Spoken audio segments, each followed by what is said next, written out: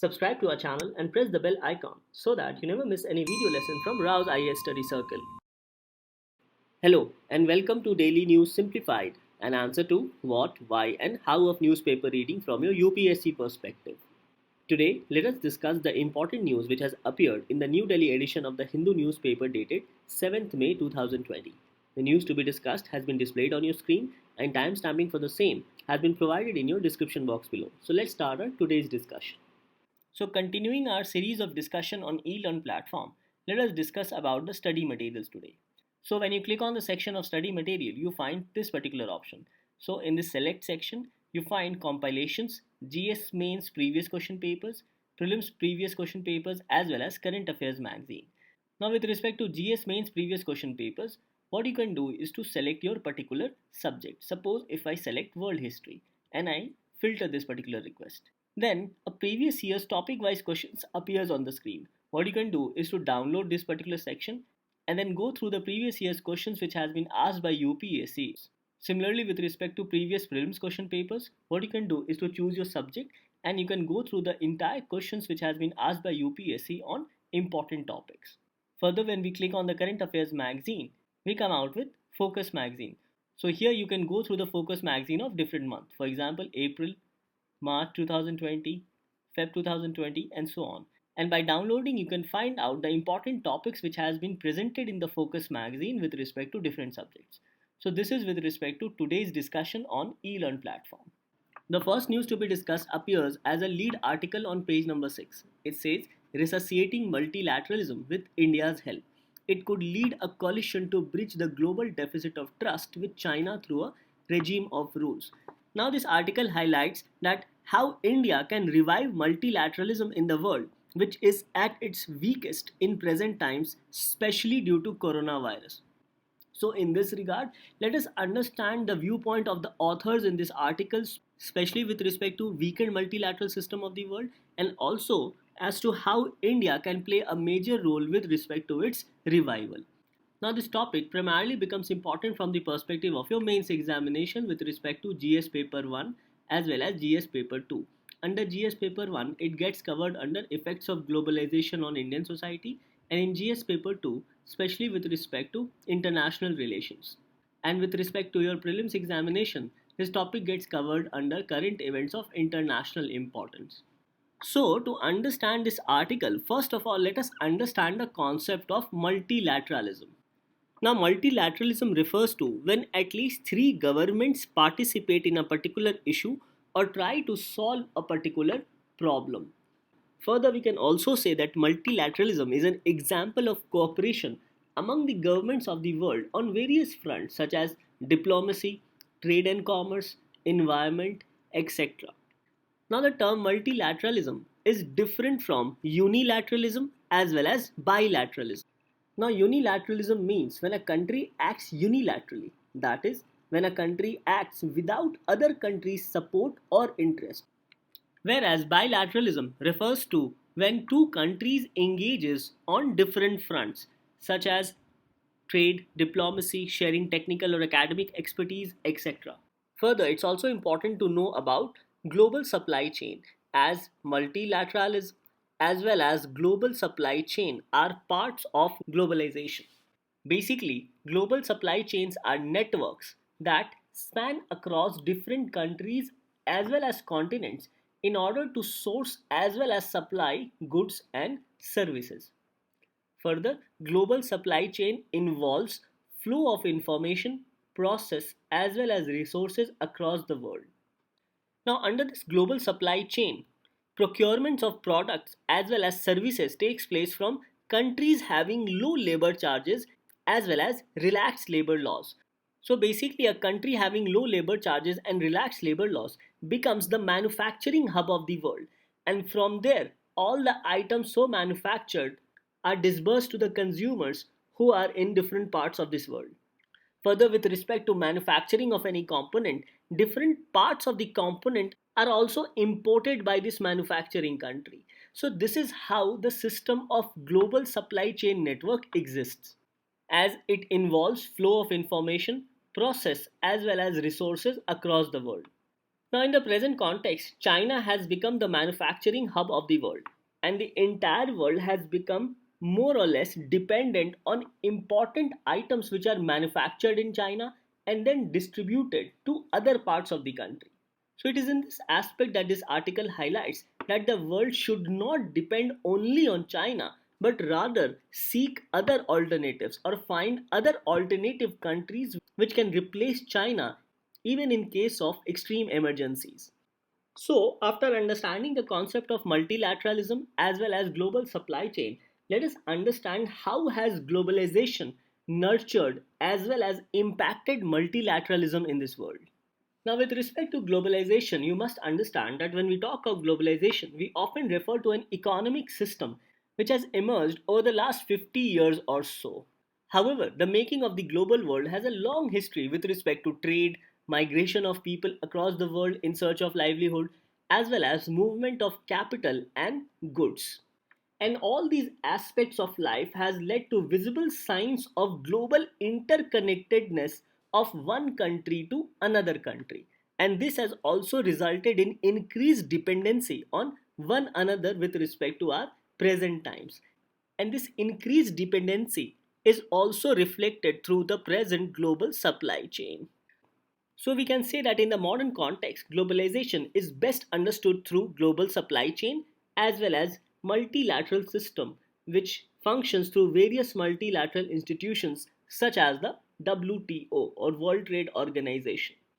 So in this present context, let us understand that how globalization with the help of global supply chain has nurtured as well as negatively impacted multilateralism.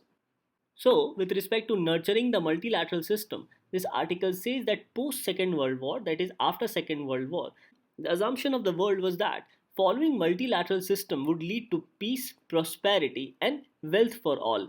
And like-minded countries believed in this aspect of multilateral system which provided for peace, prosperity and wealth for all. So, these like-minded countries who followed the principle of multilateral system were considered members of this multilateral system and had similar beliefs as well as purpose. However, countries with fundamentally different domestic systems of governance and beliefs did not form part of this multilateral order, as was the case with Soviet bloc in the Cold War years. So we can say that there were other countries as well which did not believe in the concept of multilateral system. So, for those countries believing in multilateral system, globalization ensured peace, prosperity as well as wealth for such like-minded countries. However, according to this article, the pandemic of coronavirus has heightened this crisis with respect to multilateralism. As in the present context, multilateralism itself is impacted by paralysis of functioning of WTO mainly with respect to its three functions. First, with respect to negotiation, second, with respect to dispute settlement, and third, with respect to transparency of its members in their functioning. Further, this article also highlights that dent in credibility of World Health Organization has further aggravated or worsened this problem of multilateralism. And this deepening crisis of multilateralism has resulted in weaponization of multilateral system by acquiring the entire global value chain by certain countries. So in this regard, let us understand about the concept of weaponization of multilateral system through capturing global supply chain of this world and how it has impacted different countries severely, especially during the present coronavirus pandemic. So with respect to weaponization of multilateral system, especially by capturing global chain, this article says that this was done mainly by misusing the rules of World Trade Organization by few countries, especially by China, and secondly by threatening other countries as well. So in this regard, this article says that multilateral system which was built years ago for the peace, welfare and prosperity for all never could have people imagined that it could be weaponized for nationalistic gains at the expense of other countries. So in this regard, this article says that by capturing global supply chain, multilateral system has been weaponized especially by China. And this has been done by two aspects, by misusing WTO rules and also by threatening other countries. Further, this article says that the impact of globalization and multilateralism can be understood from the way the whole world has reacted to coronavirus by locking down every important or significant aspect of lives, including halting of global supply chain. Now, this has impacted most of the countries of the world, as most countries of the world as of now are dependent on each other on one thing or the other. So, in this regard, this article says that the threat of coronavirus and its impact has provided with more alarming examples as to how damaging can be if global supply chain is weaponized or made dependent on one country, hereby referring to China. Now, this article has mentioned that China has misused the rules of WTO for their own advantage, and this has been done through forced technology requirements, intellectual property rights violations, illegal subsidies, as well as increasing dependency of the world on China because of their manufacturing prowess, and all these has given China an unfair advantage with respect to capturing the global supply chain. Now, this article further says that after the crisis emerged, many countries, including India, were in need of different items, including need of medical equipments in order to deal with the pandemic situation. These medical equipments included masks, personal protective equipment, ventilators, and other essential items. Now, it was here where China played a major role, as China was already prepared to supply the needful with respect to medical equipments. So, in these circumstances, China offered to sell these products to countries in need.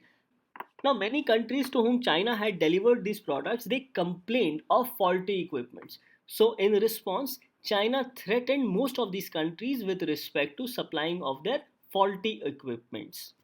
So, in this regard, this article says so when India complained that test kits imported from China were faulty, China slammed it for irresponsible behavior by India.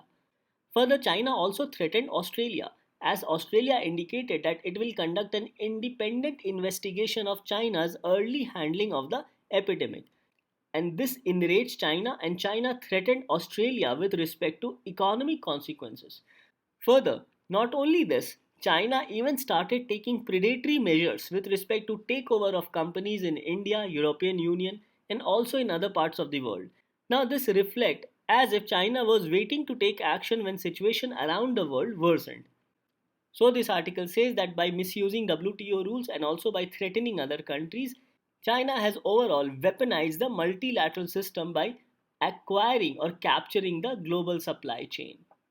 So, considering the threat from China, this article says that there are certain lessons to be learned not only for India but also for other nations.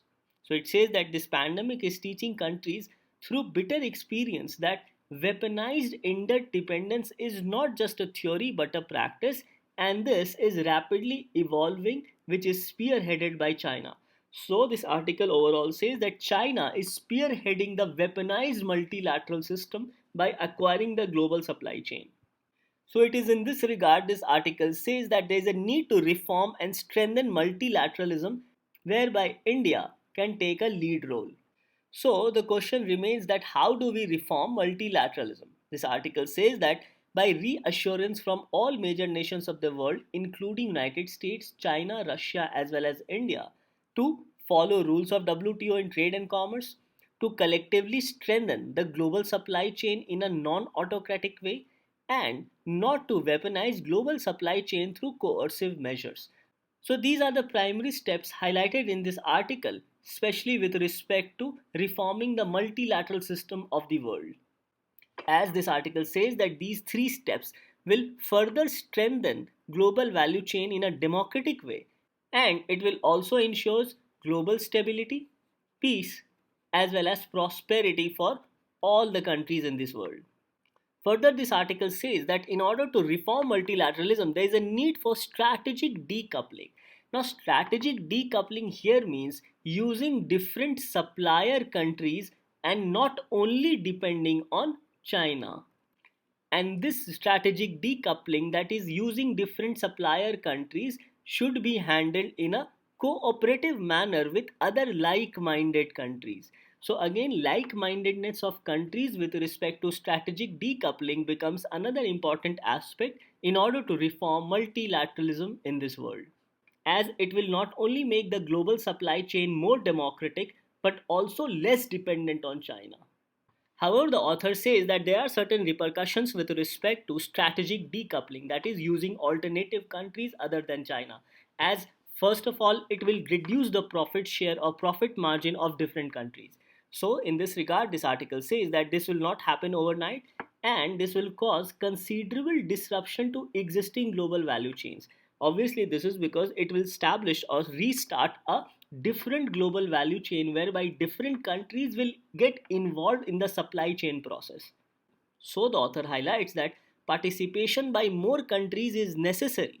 That is, democratization of global supply chain is necessary as it will make the world less dependent on any one countries, primarily China, and it will also increase our overall security despite decrease in profit. So the authors highlight that there is a need for democratization of global supply chain. Now, there are two aspects here. First of all, it will decrease profit, and second, it will disrupt the existing global value chain. However, on the positive side, it will make the world less dependent on China and more dependent on other alternative countries. And it is here whereby India pitches in. So effectively the authors talk about participation of more countries as manufacturing hub, and this participation of more countries as manufacturing hubs according to the author will overall reset the multilateral order of the world because it will require closer cooperation from countries who are like-minded in their beliefs as well as in their purpose. Further, the article says that the membership of this renewed multilateral order shall not be universal. Rather, it shall depend on sharing of first order values. Now, these first order values has been described as pluralism, democracy, liberalism, animal welfare rights, and many more rights concerning human welfare. So these are the steps highlighted by the author with respect to reforming multilateralism, and hereby the authors have mentioned about democratizing global supply chain as it will reduce dependence on China. Further, the author highlights that with respect to resetting the multilateral order system of the world, it is hereby where India can take a lead. So it highlights that India stands to gain as an alternative for China as a manufacturing hub. So this article mentions that most countries in the West seeks gradual decoupling from China. That is, most countries from the West wants an alternative from China, and for them as of now, India seems to be the best alternative. So in this regard, the article says that India needs to utilize this opportunity not only for itself but also for the greater public good, and here India's cooperation with like-minded actors will be the key, mainly the western countries including United States and important members of EU as well as United Kingdom. However, the article says that India should also include China slowly and gradually into this new multilateral system. Now, this article also mentions about Alliance for Multilateralism, which is an initiative launched by Germany as well as France. And this initiative was launched in 2019, especially after the weakening of multilateral institutions such as WTO. So, this Alliance for Multilateralism, which was launched in April 2019 by French and German foreign ministers, is an informal alliance of countries that are convinced that multilateralism founded on respect for international law is the only reliable guarantee for international stability and peace, and that the challenges we are facing can only be solved through cooperation. So, overall, Alliance for Multilateralism aims to bring together willing partners, that is, like minded countries who can express themselves and take action. So, it is hereby where the author says that India can work closely with this Alliance for Multilateralism launched by Germany and France in order to shape both the alliance itself and also to reform the agenda with respect to multilateralism. So, in this regard, the author highlights that working together with this group of like minded countries from the developed and developing countries could further amplify India's voice with respect to strengthening multilateralism. So, now the question remains that how can India play a major role at such multilateral forum? So the author says that India can play a major role by first addressing the fundamental problems of multilateralism, and second by assuming leadership role in strengthening constructive transnational cooperation. Now this becomes important especially when United States is currently facing multiple internal challenges considering re-election of Donald Trump in November 2020. Further, with respect to inclusion of China, this article says that India can also play a very strong role, or India has a strong chance to review gradual socialization of China into international system. So basically, according to the article, it does not want to leave China outside the fold of the multilateral system, but rather want to include China socially and gradually into the international system. So here the author says that India can play a major role with respect to inclusion of China into the international world order, because as of now the credibility of China has been impacted due to the origin of coronavirus from Wuhan in China, and this overall has also impacted the global supply chain from China, considering the fact that China is still the manufacturing hub of the world. So, hereby the article says that India can lead a coalition to bridge this deficit of trust with respect to China through two aspects. First, through a regime of incentives, and second, by applying sanctions, will allow socialization of China into the rules of international system. So basically, the article says that by following the principles of carrot and stick, that is, by providing incentives as well as sanctions, China can be lured into the new international multilateral system by following various rules of the multilateral system. So, in this regard, the article says that India has a unique opportunity to not only improve global credibility of China but also make China accept norms and rules governing multilateral forums and institutions through this carrot and stick policy. So, overall, this article says that this current crisis in multilateralism can be a remarkable opportunity for India, a country whose pluralism, democracy, and liberalism has often been underestimated by the Western countries. So, according to this article, this is how India can play a major role at the multilateral forum. Thus, this article becomes very important from your mains perspective and gets covered under GS paper 1 as well as GS paper 2. The next news to be discussed also appears on page number 6 as an article. It says, a warlike state and a bond to the rescue. With the pandemic show over the economy, a Consol Bond issue is a more compelling solution for the government. Now, this article basically highlights that the government, in order to meet war-like situation with respect to coronavirus, must issue a specific bond which is issued during war times, namely known as Consol bonds. And this Consol bond is also important because the relief package which has been issued by the government of India, which is at rupees 1.7 lakh crores, which forms 1% of GDP, is not sufficient, not only according to the author but also according to various economists. So, in this regard, this article says the government must issue Consol bond in order to meet the current war-like situation caused due to coronavirus. So, in this article, let us understand about Consol bond as well as certain benefits of Consol bonds. So, this topic of Consol bond becomes important from the perspective of your prelims examination with respect to economy and social development. So, basically, these Consol bonds are issued by the government during war times in order to raise finances. Some of the important aspects with respect to Consol bonds are that these Consol bonds do not have any fixed period of maturity, and it is upon the discretion of the government as to redeem the bond. That is, it is upon the government to decide when to pay back the money invested in bond. And this bond, as already mentioned, is issued in war-like situation in order to raise finances for any country. Further, with respect to Consol bond, investor is paid interest on such bonds, and government is under no obligation to pay back the full amount or even part of such Consol bonds. So these can be said to be some of the highlights of Consol bonds.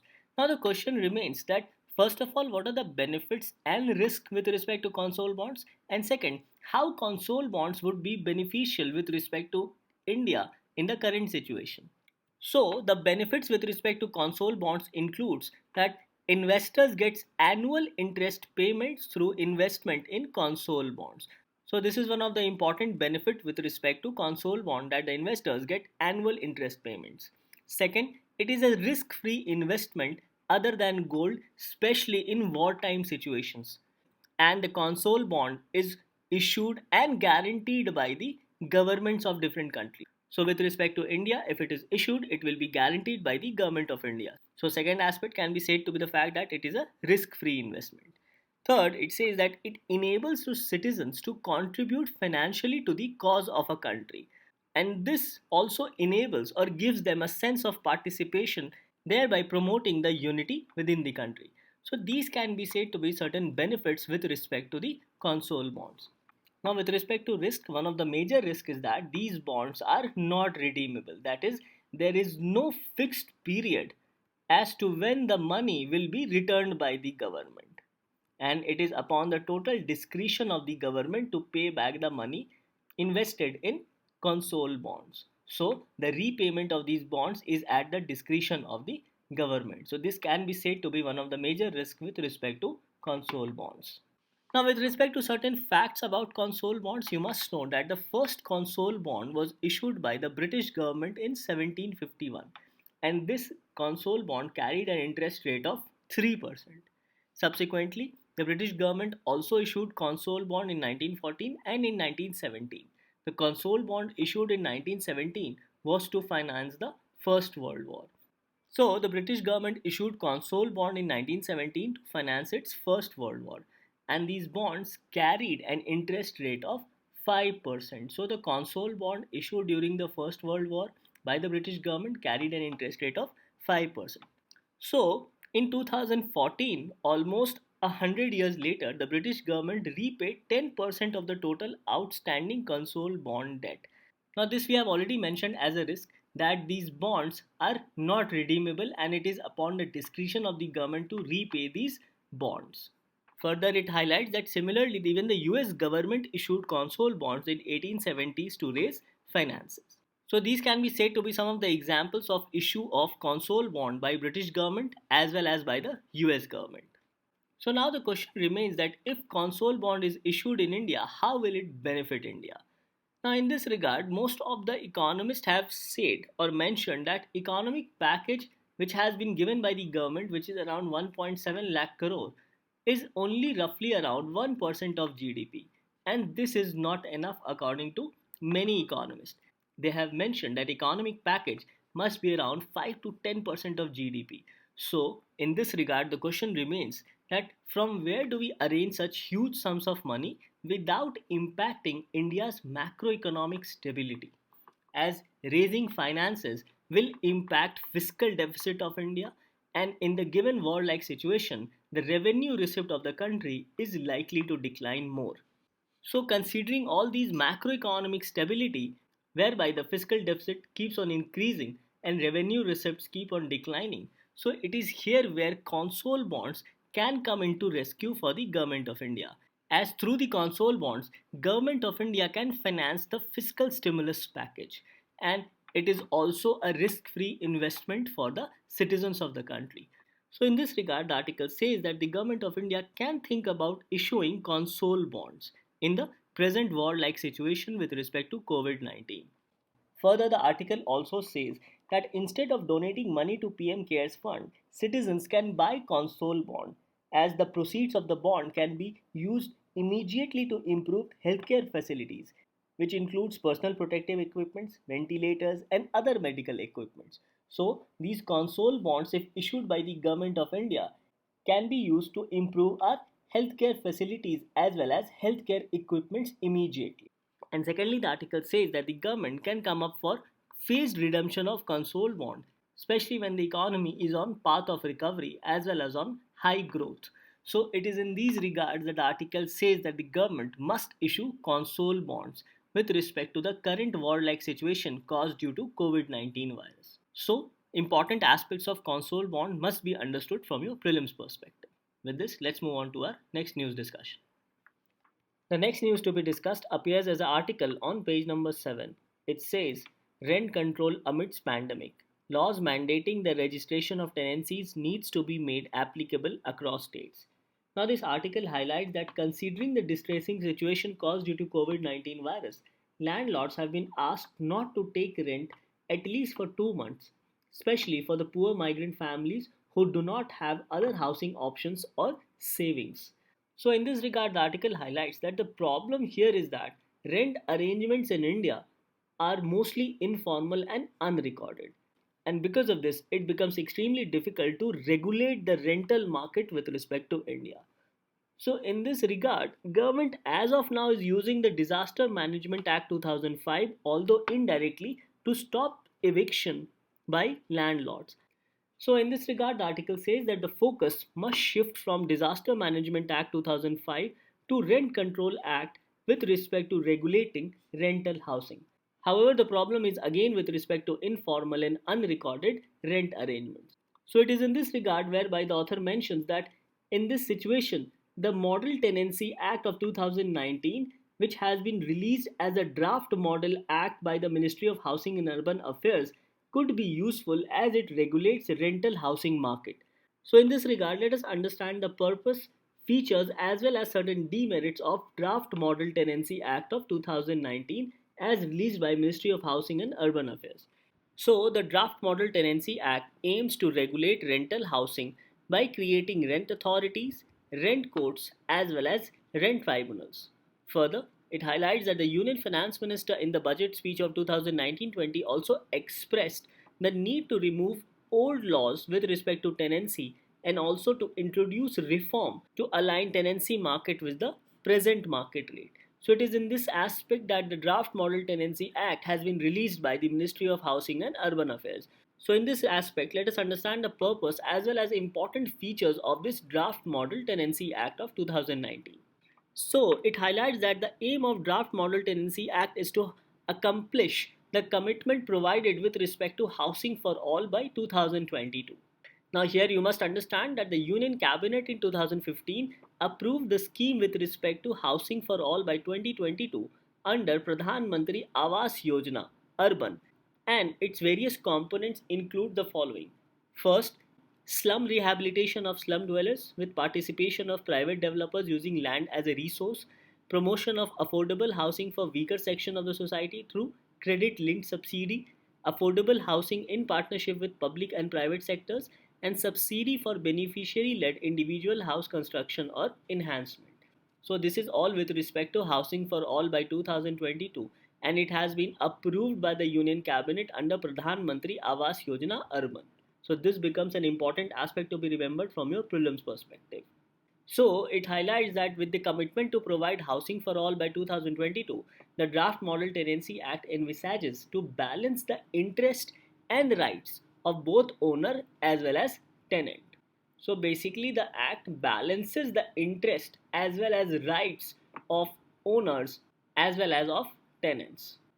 Further, it says that it aims to create an accountable and transparent ecosystem for renting the premises in a disciplined and efficient manner. So, it wants to create an accountable and a transparent mechanism for renting premises in a disciplined and efficient manner. Further, it highlights that the Draft Tenancy Act will enable creation of adequate rental housing stock for various income segments of the society, including migrants, formal and informal sector workers, professionals, students, etc. And this overall will increase access to quality rented accommodation and also enable gradual formalization of rental housing market. So the whole purpose is not only to increase access of quality rented accommodation for various segments of the society, but also to enable gradual formalization of rental housing market. Further, it says that the Act aims to overhaul the legal framework of the rental housing sector across the country. And in this regard, it is expected to give a boost to private participation in rental housing sector. Further, the Act also lays down obligations for tenants as well as landlords. So in this regard, the Draft Model Tenancy Act aims to promote growth of rental housing and also investment in this sector. So there is an opportunity of job creation with respect to creation of houses for different segments of the society. And accordingly, it also aims to promote entrepreneurial opportunities and innovative mechanism with respect to sharing of space. Now, another important aspect is that the Draft Model Tenancy Act will be applicable with a prospective effect. That is, this act will not apply retrospectively or from a back date. So, the Draft Model Tenancy Acts will not affect the existing tenancies which has taken place because of certain previous arrangements or previous rent agreements. So in this regard, let us go through some of the important features of Draft Model Tenancy Act. So this draft act fixes a robust grievances redressal mechanism, and this redressal mechanism comprises of rent authority, rent court as well as a rent tribunal. Further, the Model Act lays down various rules including that of the security deposit which must be paid by the tenant, and this security deposit should not exceed 2 months rents for residential property and should be a minimum of 1 month's rent for non-residential property. So basically, the Model Tenancy Act fixes the security deposit. Further, the Act mandates that no person will let or take any rental premises without an agreement in writing, and this shall be applicable in both urban as well as rural areas. So, no rent is to be given without any agreement in writing. So, with respect to renting, agreement in writing is a must, and this is applicable both in rural as well as in urban areas. Further, the Model Tenancy Act also aims to issue a unique identification number, and this number shall be issued by the rent authority to both parties, that is, both the landowner as well as the tenant. Further, a digital platform will be set up in the local vernacular language of the state for submitting tenancy agreements and other documents. Further, the Model Act highlights that within 2 months of executing rental agreement, both the landowner as well as the tenant are supposed to tell the rent authority about the agreement. And once rent authority has been informed about the rental agreement executed between landowner and tenant, then the rent authority within 7 days shall issue a unique identification number. Further, in order to increase the rent, the landowner must give the notice in writing 3 months prior or 3 months before landowner revises the rent. So this becomes another important aspect of this act. Further, this act prohibits subletting of the rented premises. It says that no tenant shall directly or indirectly sublet or assign any part of the premises for a rent which is higher than the rent charged by the landowner to the tenant. Further, this act prohibits any misuse of the premises which has been rented to the tenant. It says that misuse of premises as defined includes public nuisance, damage, or its use for immoral or illegal purposes. So, if a landowner finds its tenants of misusing its premises, then in such situation, the landowner can ask the tenant to vacate the premises. And if the tenant refuses to vacate the premises, the landowner can claim double the monthly rent for 2 months and 4 times the monthly rent thereafter. So, with respect to misuse of rented property, the rent court can allow repossession of the property by the landlord if the tenant misuses the premises. Further, it highlights that the Model Act repeats previous law, and this is significant as it was necessary condition for many World Bank funded projects in India. So these can be said to be some of the important features of Draft Model Tenancy Act of 2019. Now, after understanding the features of Draft Model Tenancy Act, let us go through some of the drawbacks of this Model Tenancy Act. The first drawback is with respect to informal tenancies. Now, majority of the tenancies in India are informal in nature, and formalizing all existing informal tenancies might escalate or increase the rent throughout the country. And secondly, formalization of rent agreements throughout the country is bit difficult to achieve. So the second problem is with respect to this aspect. It says that proper implementation of the act is difficult with respect to documentation of every rent agreement taking place in India. Now the third problem is prospective application of this act. That is, the ministry has clarified that the Model Act would be applicable prospectively and it will not affect the existing tenancies. So it highlights that only the future tenants and landlords under this present act shall be eligible to approach rent courts and tribunals, leaving the old tenants behind. The next drawback is that this new act shall be applicable only to fresh tenancies. So the twin problems of resolving older disputes and informal arrangements still continues. The fifth drawback of this act is that land as well as urban development are state subjects. So the Central Model Act will only act as a guide with respect to different states forming their own legislation. And just like RERA, the Rental Act rules are also prone to dilution at the level of state. Since land is essentially a state subject, and land is also a politically sensitive issue in most part of the country. So in this regard, the next drawback is that politically sensitive issue in major urban cities. So in this regard, the repeal of rent control acts has been a politically sensitive issue in cities, especially in South Mumbai, where old properties in prime locations have been occupied for decades by residential and commercial tenants at negligible rates. And these are all politically sensitive issues. So let's see how the government aims to implement the Model Tenancy Act of 2019. However, these can be said to be some of the drawbacks with respect to this particular act. So in this article, we try to understand about the certain important features of Model Tenancy Act of 2019, and hence this topic gets covered under GS paper 2, especially with respect to laws made by the central and state governments. The next news to be discussed appears on page number 11. It says, pigs die of suspected hog cholera in Meghalaya. Farmer fear an outbreak. Now in this news, it highlights about two important diseases, namely hog cholera as well as African swine fever. And both these diseases are caused by virus. Further, both these diseases only impact animals, especially the pigs. And these diseases does not impact humans. So both these diseases of hog cholera and African swine fever becomes an important aspect of general science in your prelims examination. So this particular news has highlighted that suspected hog cholera has killed at least a dozen of pigs across two districts of Meghalaya. And hog cholera is also known as classical swine fever or CSF. Now the death of pigs from hog cholera in Meghalaya coincides with death of more than 2,900 pigs in Assam, which is due to African swine fever. Now officials of India believe that African swine fever came into India through Tibet into Arunachal Pradesh and then into Assam. So it highlights that classical swine fever, that is hog cholera, is a highly contagious viral disease of pigs and it is caused by a pestivirus from the Flaviviridae family. It says that clinically, hog cholera is indistinguishable from African swine fever and can cause very serious losses. Further, classical swine fever is one of the most important viral diseases of domestic pigs and wild boar. It has tremendous impact on health of animals and also on pig industry. And as already mentioned that humans are not affected by this virus. So, as per the latest update issued by UN Food and Agricultural Organization, this current outbreak of African swine fever has affected China, Mongolia, Vietnam, Cambodia, Myanmar, Philippines, Republic of Korea, as well as Indonesia, among other countries.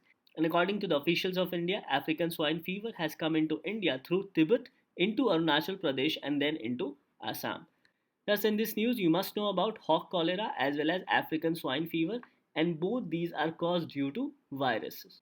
Now, after our discussion, this forms your summary for your prelims examination.